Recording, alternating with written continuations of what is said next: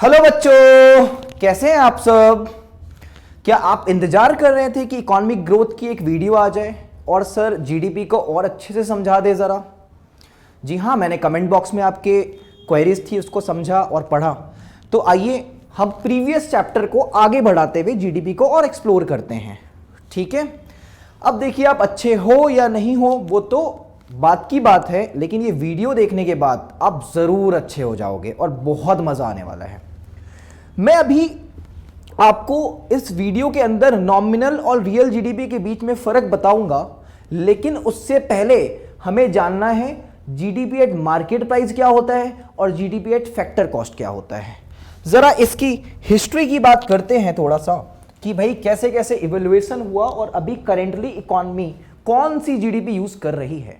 जैसे मुझे यह समझना है GDP at market price versus GDP at fix cost. हम लोग इस पे भी चर्चा करेंगे कौन सी जीडीपी ज्यादा बेटर है, मार्केट प्राइस वाली ज्यादा बेटर है या फैक्टर कॉस्ट वाली ज्यादा बेटर है। इस पे भी हमको चर्चा करनी है। चलो देखते हैं।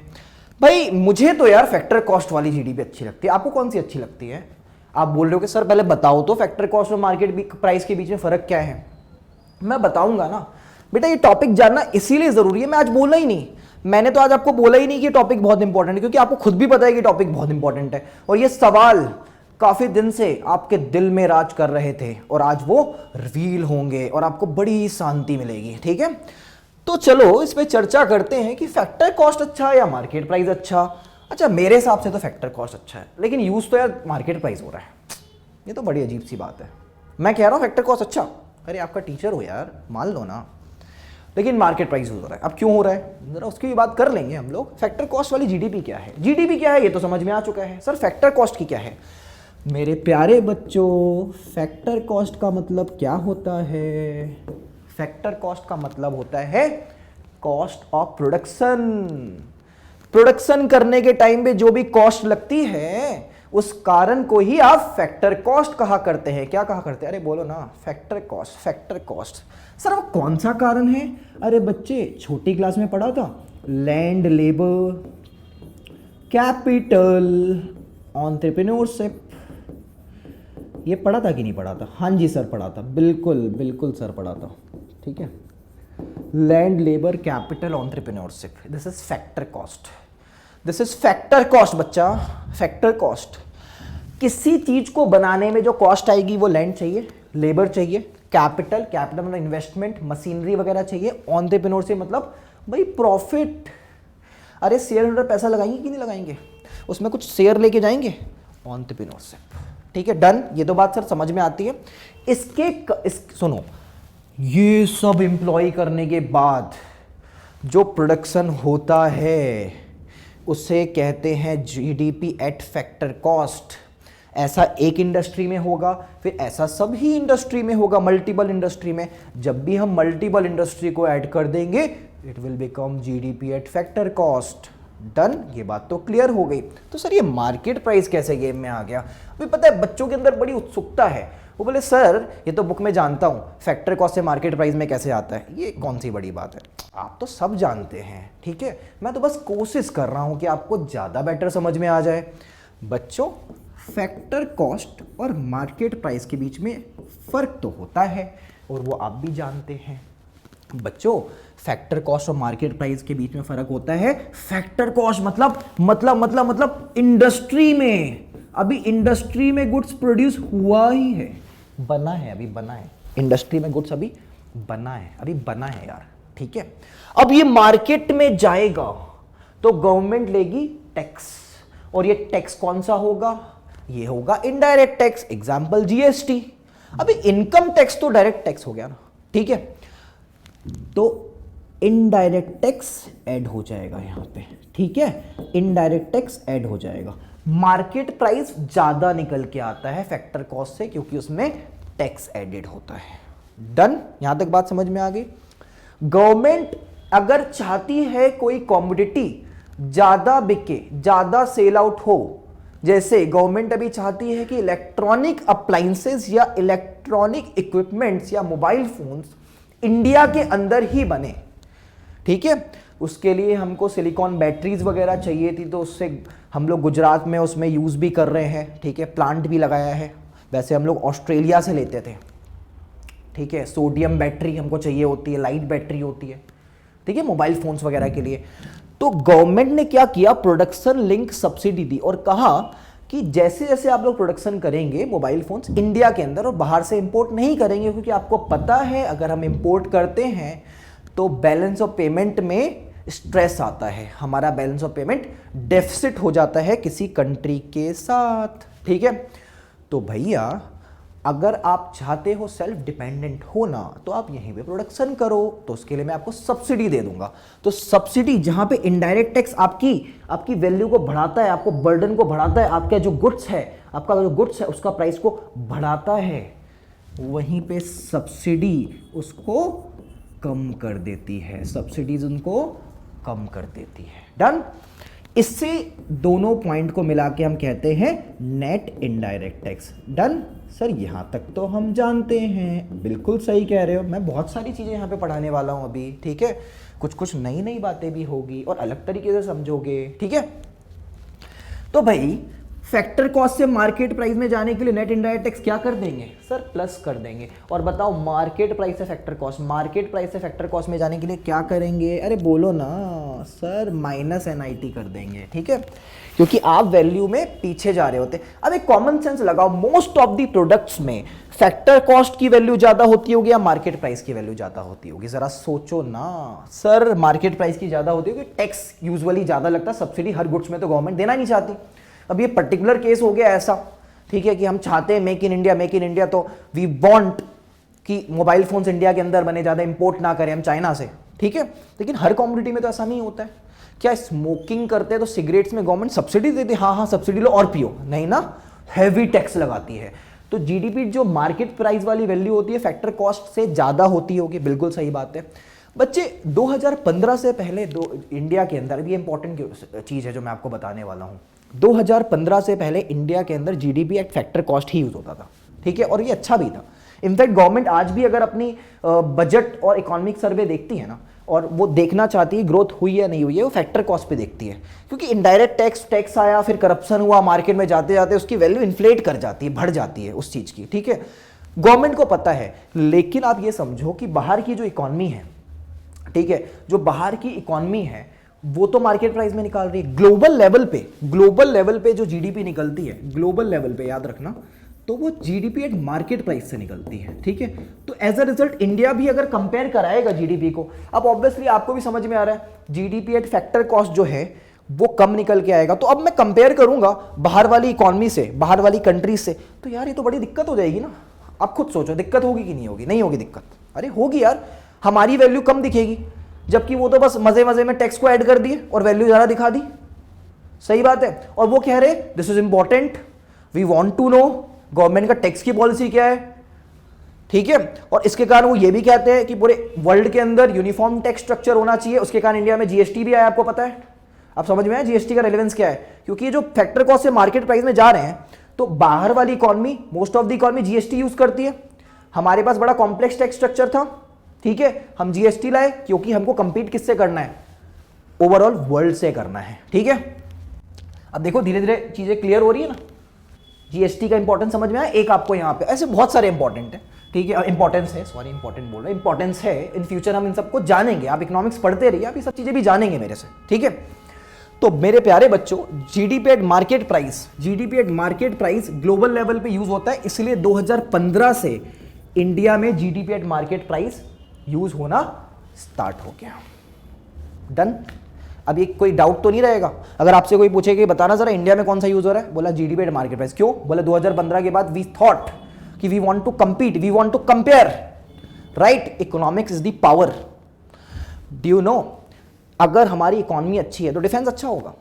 आप खुद सोचो, अगर आप बहुत पावरफुल है, आपकी इकोनॉमी बहुत बड़ी, कोई वॉर करना चाहेगा आपसे? बिल्कुल नहीं नहीं करना चाहेगा। वो जानता है मुझे ट्रेड करना है। और हम लोगों को मिलके बच्चों, जो भी वीडियोस देख रहे हैं, सुनिए मेरी बात। आपने कमेंट बॉक्स में ये सब बोला कि सर ये टॉपिक चाहिए, वो टॉपिक चाहिए, हमने डाला। बच्चों आपको अपनी इकोनॉमिक्स बहुत अच्छी करनी है। हम इंडिया को आगे अब इकोनॉमिक्स से बढ़ा सकते हैं। इस सब्जेक्ट को जो उपाधि, जो जो रिस्पेक्ट मिलनी चाहिए वो हम दिलाएंगे, ठीक है। हम बहुत डीपली पढ़ेंगे इन चीज़ों को, हम आज भी पढ़ेंगे और हम फ्यूचर में भी पढ़ेंगे।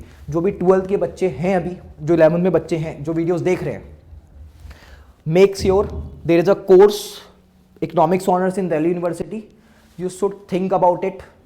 इट इज़ नॉट कि मैंने वो सब चीज़ें करी तो आपको करना है, नहीं बच्चों।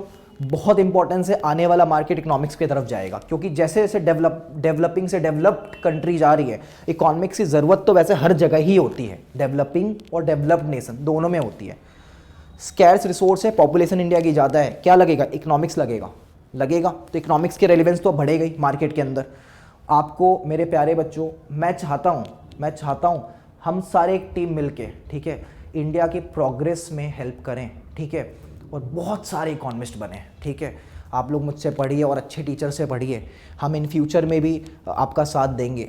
Try to clear CUET with 100 percentile, do eco honours, masters, जो आपको इकोनॉमिक्स के डिग्रीज मिलती है आगे, PhD, है ना। We have plethora, Delhi school of economics, JNU, London school of economics, बहुत सारी है, ISI, राइट।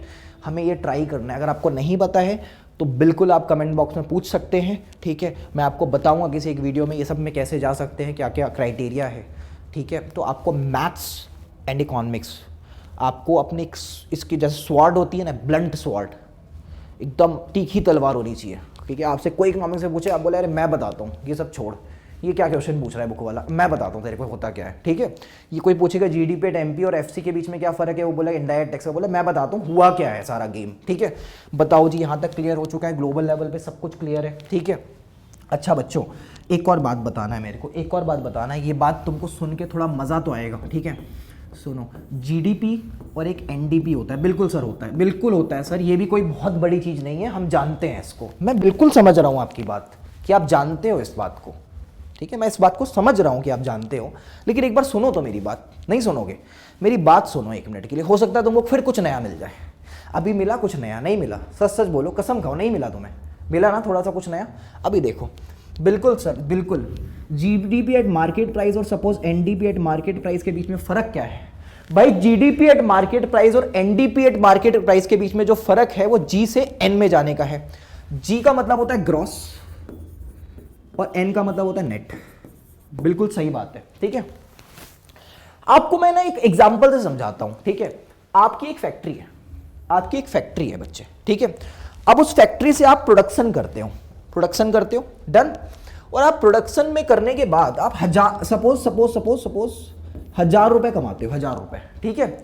ये आपकी जो प्रोडक्शन करने के बाद कमाते हो या आप रेवेन्यू बोल लो, ठीक है।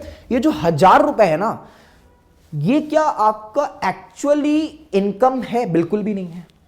आपने जो यहां पे मशीन लगाई थी ना छोटी छोटी, ठीक है, जब आपने इसको यूज किया ना, आपने क्या किया? यूज को क्या बोलते हैं? Wear and tier.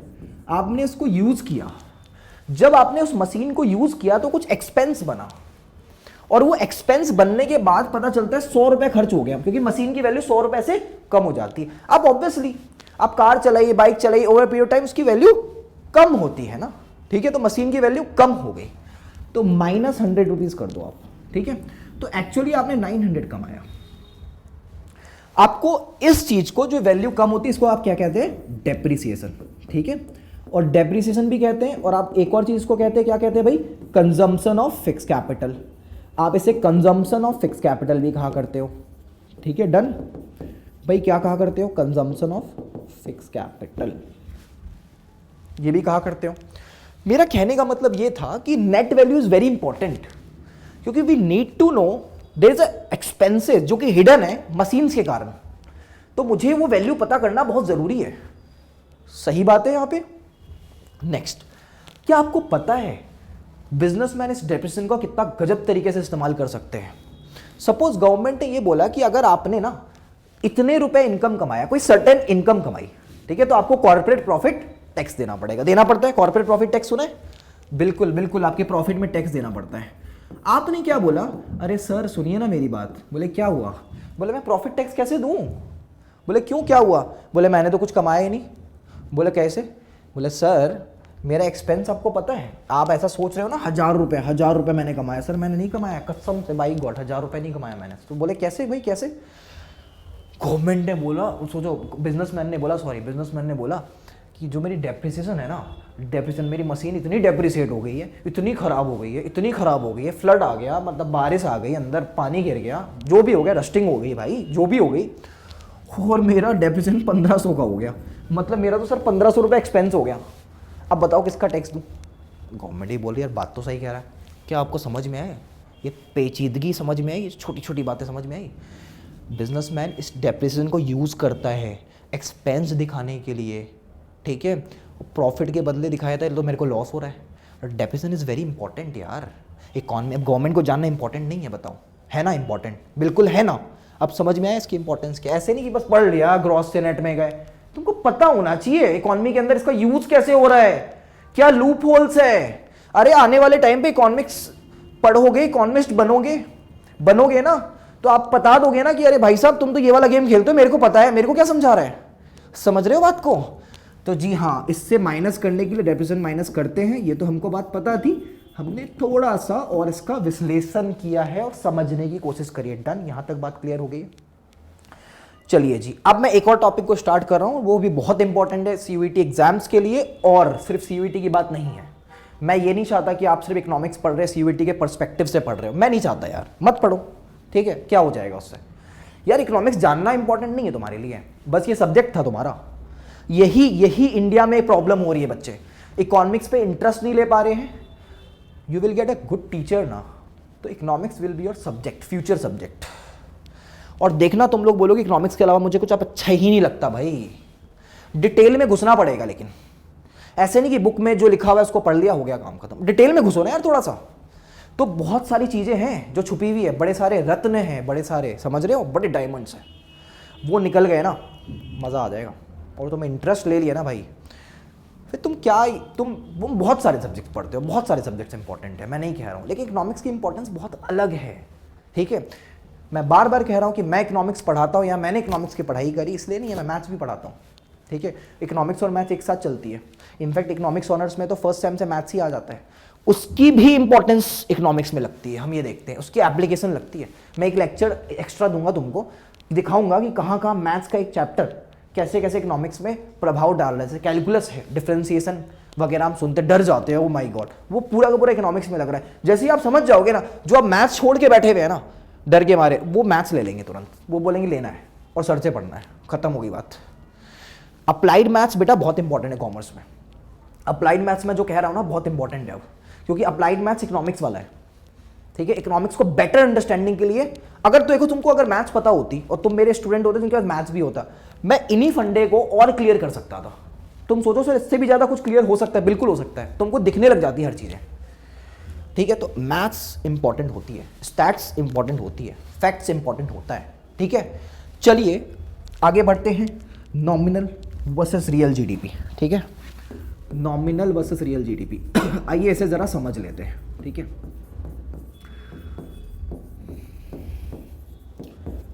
अच्छा मैं सबसे पहले ना एक बात बता देता हूं, ठीक है।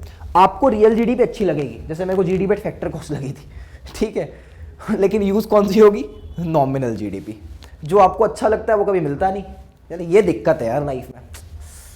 मेरे साथ भी ऐसा बड़ा हुआ है, क्या करें यार, क्योंकि कभी कभी ऐसा होता है ना, कोई बहुत अच्छी चीज़ आपका इंतज़ार कर रही होती है और आपको पता नहीं हो रहा होता है, ठीक है ना, ऐसा होता है ना।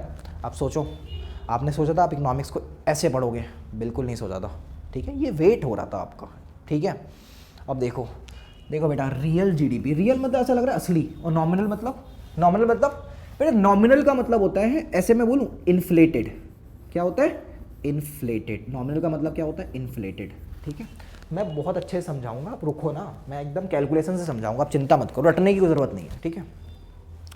इन्फ्लेटेड वैल्यू ऑफ, इन्फ्लेटेड मतलब इसके अंदर इन्फ्लेशन ऐड है। आप बेसिकली अगर कहना चाहो तो आप ऐसे कह सकते हो, जो रियल जीडीपी होती है ना, रियल जीडीपी वो तब निकलती है जब आप नॉमिनल जीडीपी से इन्फ्लेशन माइनस कर देते हैं, ठीक है। अब अगर क्वेश्चन एमसीक्यू में आया ना तो आप ये ध्यान रखना पहले तो ये चीज़, ठीक है।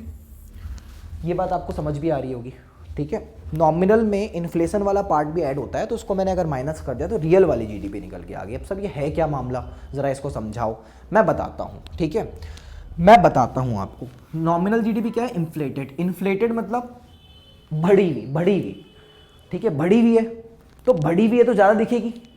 तो जो इकॉनमी है जनरल, वो क्या यूज़ करेगी? नॉमिनल जीडीपी यूज़ करेगी, रियल जीडीपी को यूज़ नहीं करना चाहती है।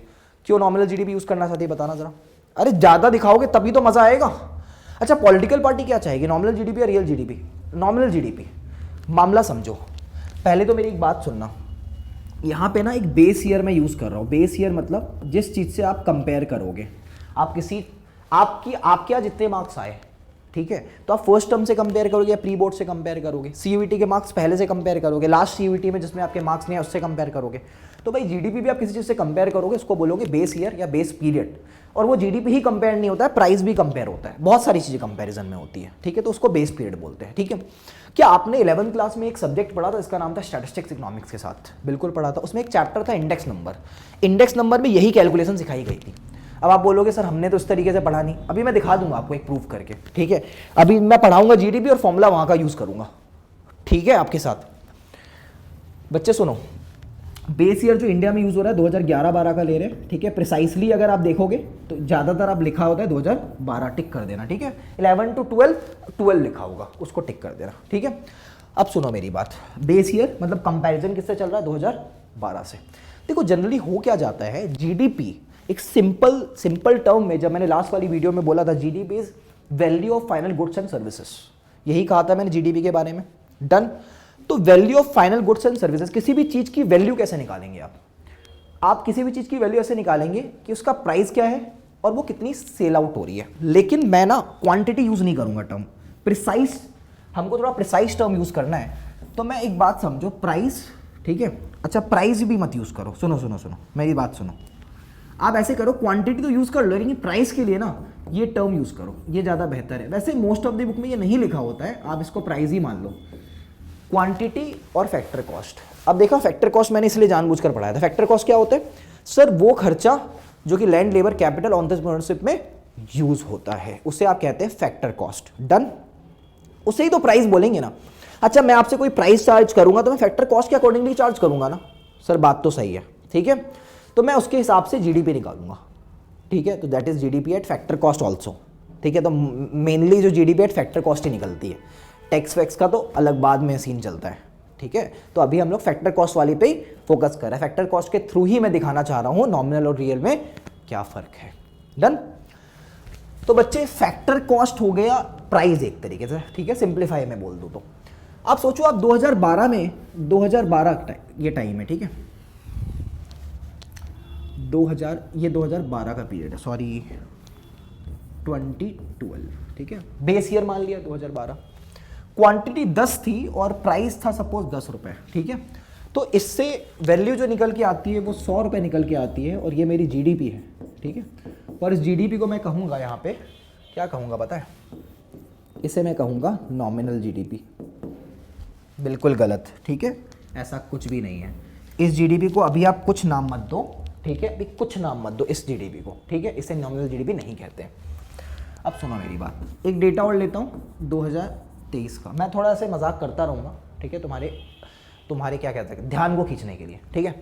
2023, ठीक है, 13 बोल रहा हूँ मैं। तो यहाँ पे क्या है, क्वांटिटी 10 ही है, ठीक है। आज भी लोग 10 ही क्वांटिटी खरीद रहे हैं, लेकिन जो फैक्टर कॉस्ट है ना, अब भाई बहुत सारी रीजंस है यार। आप सोचो यार, रसिया यूक्रेन वॉर हो गई, ठीक है, और रॉ मटेरियल उसके कारण महंगा हो गया, क्योंकि पेट्रोल हो सकता है हम लोग यूज़ करते हो अपनी इंडस्ट्री के अंदर, तो फैक्टर कॉस्ट तो बढ़ गई होगी, और फैक्टर कॉस्ट बढ़ के हो गई 20 रुपये, ठीक है। अब जो जीडीपी निकल रही है वो कितने की निकल रही है? 200 की निकल रही है। इससे कहेंगे नॉमिनल जीडीपी। समझ में आया? इसे क्या कहेंगे? Nominal GDP. इसे क्या कहेंगे?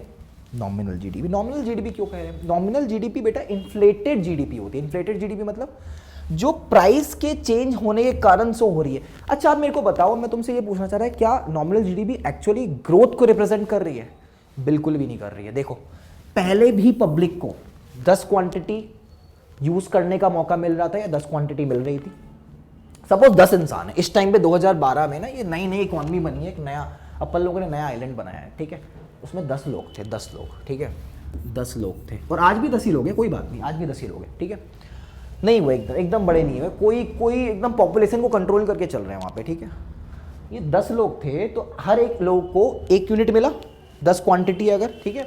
आज भी 10 लोग हैं और क्वांटिटी कितनी मिली आज भी, हर एक प्रति व्यक्ति को एक ही तो क्वांटिटी मिली ना, 1 क्वांटिटी ईच पर्सन, राइट। बताओ ना, डेवलपमेंट आप कैसे बोलते हो, आप क्या बोलते हो, आपकी इनकम बढ़े, आपकी इनकम बढ़ेगी तो आप क्वांटिटी ज़्यादा यूज़ करोगे ना यार, है ना।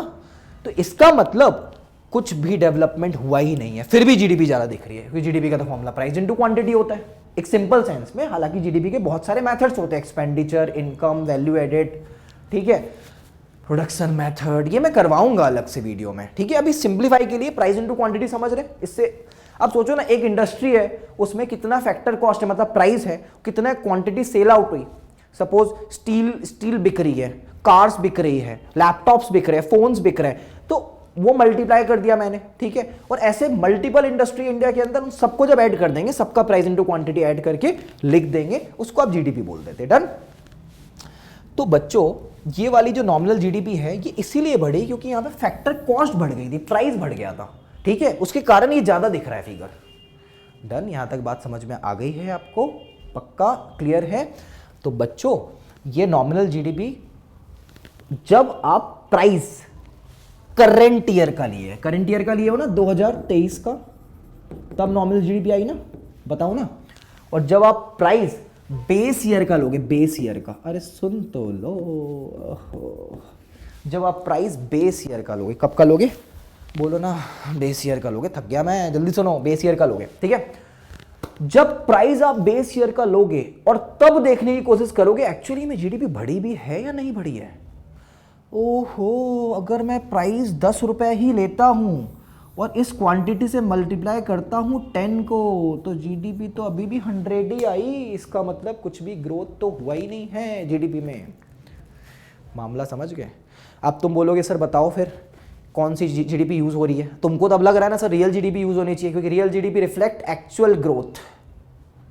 तो बेटा रियल जीडीपी जब निकालते हैं ना, अगर तुमको रियल जीडीपी निकालनी है, तुमको क्या करना है, सुनो ना, अरे सुन भी लो, रियल जीडीपी जब निकालना है ना, तो क्वांटिटी लेना, ठीक है, करंट ईयर की, लेकिन लेकिन लेकिन प्राइस जो लोगे ना वो बेस ईयर वाला लेना, समझ गए, बेस ईयर वाला क्यों, क्योंकि आपको जानना है ना एक्चुअली में ग्रोथ हुई है या नहीं हुई है, तो आप बेस ईयर वाला प्राइस लेना ना।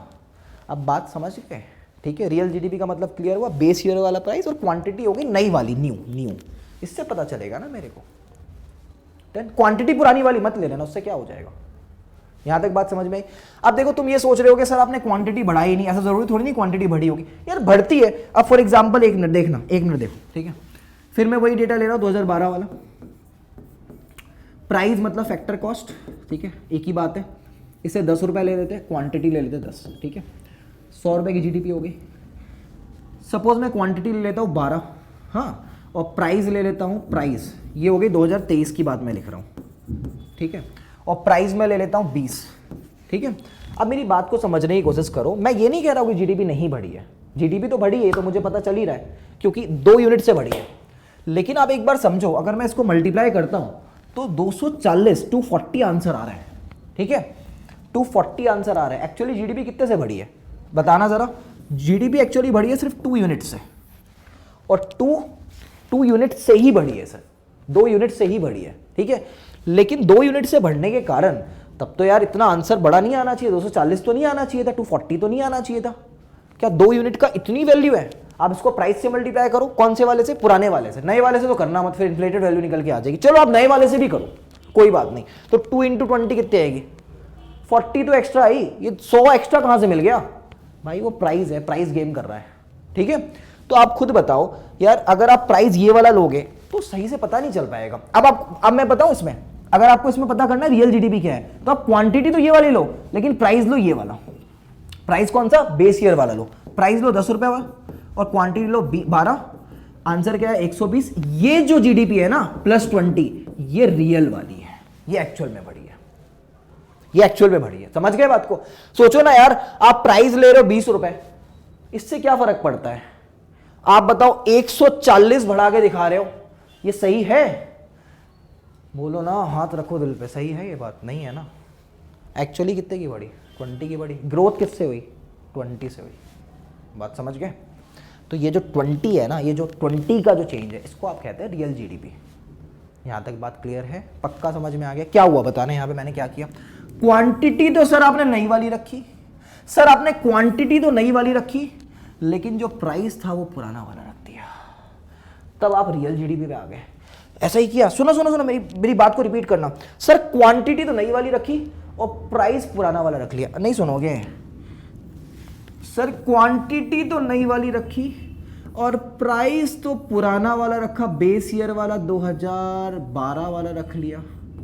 इससे आपको एक्चुअली जो जीडीपी ग्रोथ हो रही है वो निकल के आ गई, जिससे आप कहते हैं real GDP.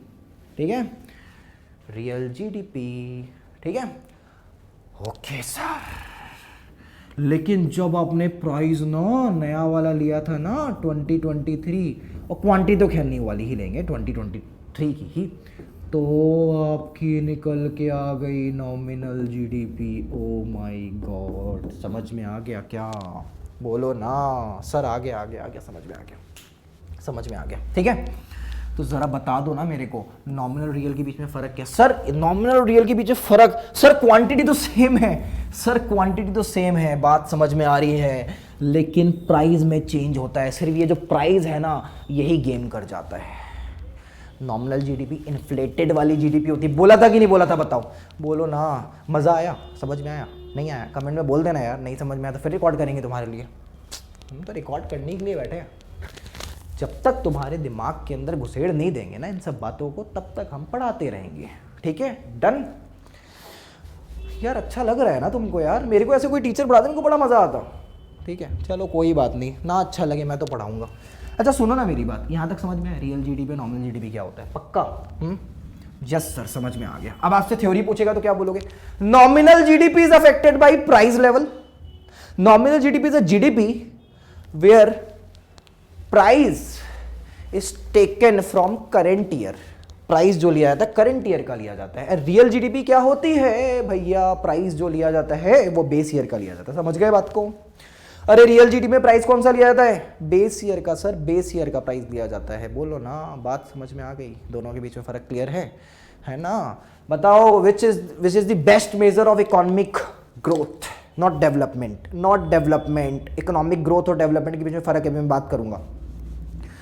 Sir real GDP, लेकिन यूज़ कौन सा होता है? नॉमिनल। क्यों नॉमिनल यूज़ होता है? बहुत सारे रीजंस हैं। नॉमिनल जीडीपी क्यों यूज़ होता है? Sir why nominal GDP? Sir why nominal GDP? Why nominal GDP? ये सब जानना चाहिए ना आपको। आपको इकोनॉमिक्स पढ़ रहे हो ना बेटा, इकोनॉमिस्ट बनोगे, ये सब नहीं जानोगे तो कैसे चलेगा? Why nominal GDP? कुछ रीजंस है पॉलिटिकल।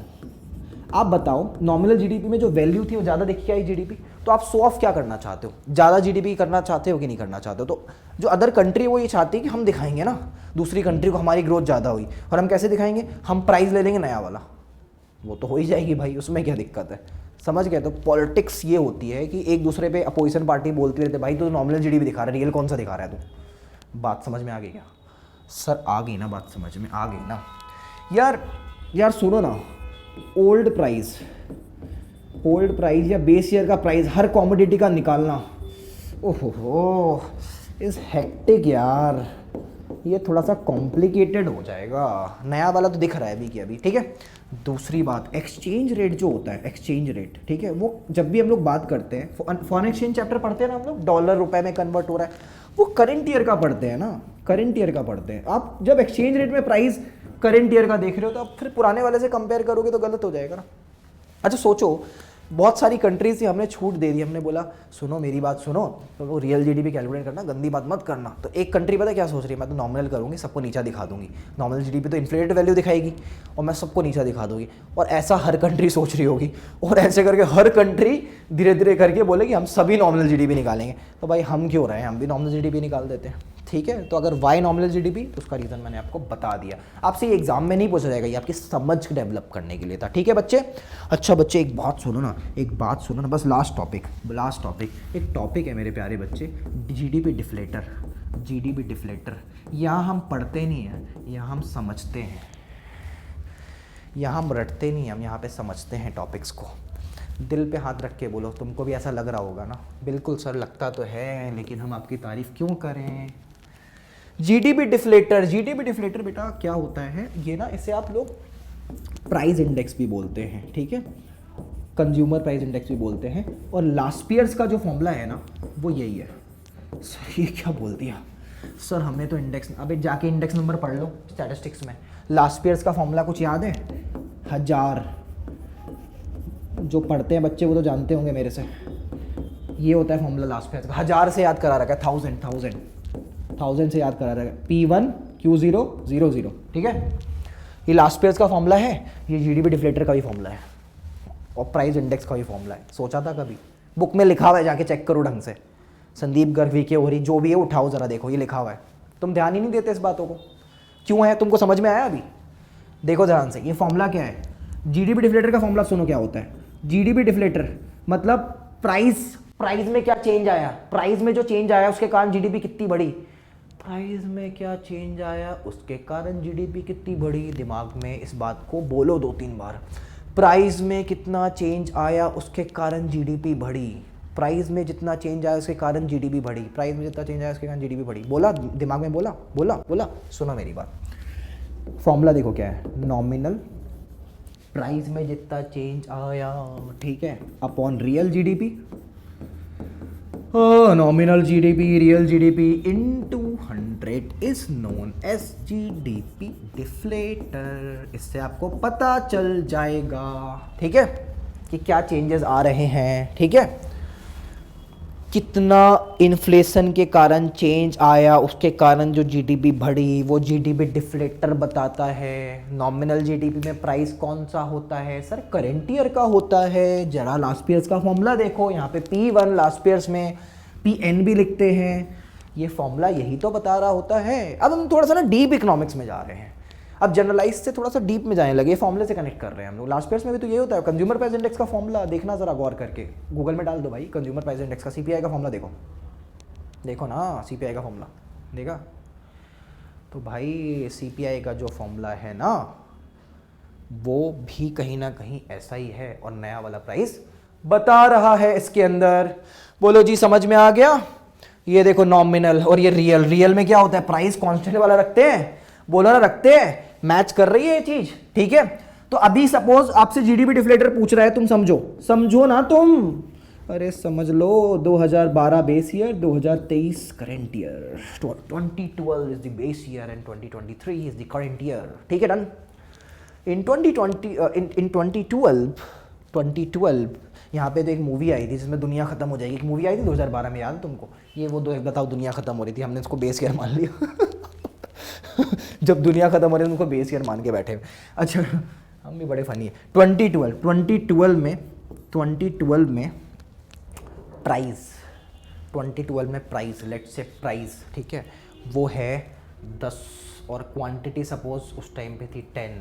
2023 में प्राइस हो गया 20, एकदम झूठा, और क्वांटिटी अभी भी 10 है, तो इससे आंसर आया 200 नॉमिनल। और जो पुराना वाला है बेस वाला, ठीक है वो हो गया। उसमें क्या करना था, क्या बताना? अच्छा रियल जीडीपी में क्या बोला था मैंने? प्राइस जो रखना है वो पुराना वाला रखना है, क्वांटिटी 10 और प्राइस वही निकल के आ गया, वो कितना हो गया? 100 हो गया। तो ये जो डबल आ रहा है ना, ये आपको टू क्या दिखा रहा है? ये टू दिखा रहा है आपको, क्या दिखा रहा है? नीचा दिखा रहा है, नीचा गंदा, तू देख ले नीचा, ठीक है। ये बता रहा है कि आप ना जीडीपी में घपला जो किया है ना वो डबल से कर रखे हैं भाई सही बात है, ये तो डबल से घपला हो रखा है, देखा? 100 की 200 कर दी, 100 होनी चाहिए तो 200 कर दी। जीडीपी डिफ्लेटर समझ में आ गया? कितने टाइम्स आप प्राइस को बढ़ाए हैं, और इसे प्राइस इंडेक्स भी बोला जाता है। बताओ समझ में आई बात? लास्ट ईयर्स में भी ऐसा कुछ था, सोचो इसके बारे में, ठीक है। अब ठीक है, एग्जाम में आपसे बस यही पूछा जाएगा, ये बस इतनी सी बात पूछी जाएगी, इतनी जो मैंने कहानी सुनाई वो नहीं पूछी जाएगी, तो आप बोलोगे सर क्या इतना सारा पढ़ा रहे हो। अरे तुम सोचा भी तो करो कभी कभी, अपने छोटे छोटे बच्चों को पढ़ाओगे कि नहीं आगे जाके? तुम्हारे छोटे छोटे बच्चे होंगे ना, पढ़ाओगे ना? अच्छा कोई बात नहीं, ऐसे दीदी भैया बोलते रहेंगे, पढ़ाओगे ना उनको, अच्छे से पढ़ाओगे ना? तो भाई अच्छे से पढ़ाओगे तो ये सब समझना भी तो ज़रूरी है। अगर मुझसे कुछ गलती हो गई हो तो आप क्षमा करें, ठीक है, यहाँ पे कुछ समझाने में, ठीक है। बाकी आशा करता हूँ आपको समझ में आया हो। एक क्वेश्चन पूछना चाहता हूँ और ये क्वेश्चन का आंसर आप प्लीज़ कमेंट बॉक्स में करोगे। कुछ लोग वीडियो तो देखते हैं ना, मैं एक दो जन की कमेंट देखता हूँ, किसी ने बोला था प्लेलिस्ट बनाने के लिए, है ना, बोला था ना बेटा, मैं खुद चाहता हूँ प्लेलिस्ट बन जाए और मैं ऐसी छोटी छोटी वीडियोस अब लाने वाला हूँ। जैसे NFIA क्या होता है, अब तुम बोलोगे हम जानते हैं, मैं कुछ मसाला लेके आऊँगा उसमें, ठीक है, और अंडरस्टैंडिंग के लिए 100% लेके आना है, कोई भी एग्जाम हो पूरा लेके आएंगे इकोनॉमिक्स में, ठीक है। तो बेटा अब सब बनेगा, ठीक है। अगर आपसे एक क्वेश्चन पूछ रहा हूँ, कमेंट बॉक्स में प्लीज़ करने की कोशिश करना। करोगे तो अच्छा लगेगा, नहीं करोगे मतलब यार वीडियो देख के नहीं करोगे यार, इतनी बेइज्जती ना करो, ठीक है। इग्नोर मत किया करो, मेरे को इग्नोर अच्छा नहीं लगता, ठीक है। डेप्रिसिएशन जो है ना वो है बड़ा इंपॉर्टेंट फैक्टर। आज हमने देखा कैसे टैक्स को बचाता है। ये कोई मिनिस्ट्री इससे कैलकुलेट करती है क्या? हो सकता है करती हो कोई मिनिस्ट्री, बड़ी सारी मिनिस्ट्री होती है ना, डन। मिनिस्ट्री होती है कि नहीं होती है बड़ी सारी? सर होती तो है मिनिस्ट्री, कॉमर्स मिनिस्ट्री हो गई, है ना, एक स्टैटिस्टिक्स वाली मिनिस्ट्री ऑफ स्टैटिस्टिक्स, है ना, एंड प्रोग्राम इम्प्लीमेंटेशन, ठीक है, मॉस्पी भी बोलते हैं, ठीक है। तो इसमें से कोई है क्या ऐसी इंडस्ट्री जो डेप्रेशन को कैलकुलेट करके बताती है? क्योंकि उनको करना बहुत ज़रूरी हो गया, नहीं तो बिजनेसमैन तो खा जाएंगे बुरी तरीके से। या मेरे को भी अगर तुम चॉइस दोगे तो मैं भी वही करूँगा यार, इसमें कोई बिजनेसमैन वाली बात नहीं, मैं भी एक्सपेंस दिखाऊंगा। डन, मेरी बात समझ रहे हो आप? तो आप इसका ना आंसर कमेंट बॉक्स में करना। अगर आप नहीं करोगे तो मैं गुस्सा हो जाऊंगा और मैं नेक्स्ट वीडियो जो बनाने वाला हूँ इकोनॉमिक ग्रोथ और इकोनॉमिक डेवलपमेंट के बीच में बनाने वाला हूँ, और ह्यूमन डेवलपमेंट इंडेक्स में मैं पढ़ाऊंगा, ठीक है। अब ये वीडियोस तभी चलेगी जब आप कमेंट करोगे। आप कमेंट मत करो, कोई बात नहीं, मैं अगली वीडियो ही डालूंगा, खत्म कहानी, ठीक है। क्योंकि मेरे को देखना है कि आप लोग पढ़ रहे हो कि नहीं पढ़ रहे हो। कहीं कम से कम एक भी बच्चा करे, दो भी बच्चा करे ना, तो कम से कम पता तो चले हाँ यार उसने पढ़ा है, कुछ सोचा है। गूगल में सर्च कर लेना ना यार, नहीं तो मैं आंसर करूंगा। आपको जानना है इकोनॉमिक डेवलपमेंट क्या होती है और जीडीपी एक्चुअली इंपॉर्टेंट होती है या नहीं होती है, फिर अगर नहीं होती तो क्या चीज़ इंपॉर्टेंट ज़्यादा होती है, इन सब बातों को जानना है। और CUET के वैसे क्वेश्चंस करने हैं और जो एग्ज़ाम में आने वाले हैं यार, ये जो लेवल है ना UPSC तक जा रहा है, इस बात को मैं बता देता हूँ। ये जो कंटेंट है ना मेरा उस तरीके से प्रिपेयर्ड है, तुमको पता है, बहुत ही बढ़िया तरीके से, ठीक है। सब सोच समझ के, ये रिप्रेजेंट क्वेश्चन पूछ रहा ना, बहुत सोच समझ के पूछ रहा हूँ। फ्यूचर की एग्जाम कोई भी होगी सब तैयार हो जाएगी, ठीक है। तो प्लीज़ करके बता देना, ठीक है। बाकी आपकी मर्जी, ठीक है। अगर आपको लेक्चर अच्छा लगे तो फिर शेयर करिए ना अपने दोस्तों में। वेट क्या कर रहे हो, उन्हें भी तो दिखाओ। सिर्फ अपना ही भला करोगे क्या? नहीं ना। मैं चाहता हूँ यार कि आप लोग सब मिल के ना इकोनॉमिक्स को एक वो जगह दिलाओ जो उसको जगह मिली नहीं है, और हम सब मिल के दिलाएंगे, ठीक है। देखो हर टीचर एक्सप्लोर हो चुका है आज यूट्यूब के मार्केट में, इकोनॉमिक्स रह गई है पीछे। आपको ऐसा फील हुआ? अब तुम क्या समझते हो उसे किसको एक्सप्लोर करके सामने मार्केट में लेके आना चाहिए? मैं नाम नहीं लेना चाहता, ठीक है। आप बताना मेरे को, अगर आप चाहते हैं कि इकोनॉमिक्स उस लेवल पे जाए, और मेरा सपोर्ट करिए। मैं और अच्छे आइडियाज़, अच्छे से रिसर्च्ड वीडियोस लेके आऊँगा इकोनॉमिक्स पे, और रिसर्च करके, ठीक है। देखो पढ़ाई तो ऐसी हमने भी पढ़ ली, अब वो तुम्हारी एग्जाम से रिलेटेड या कॉलेज के एग्जाम से रिलेटेड तो हम जानते हैं सब चीज़ें, लेकिन रिसर्च और करते हैं तो और फाइन चीज़ें पता चलती है और इंटरेस्ट आता है। अगर आप चाहते हैं ऐसा कुछ हो तो कीप सपोर्टिंग, ठीक है। सपोर्ट अपना बनाए रखे यूनिमॉन्ग पे, ठीक है, मुझ पे। धन्यवाद।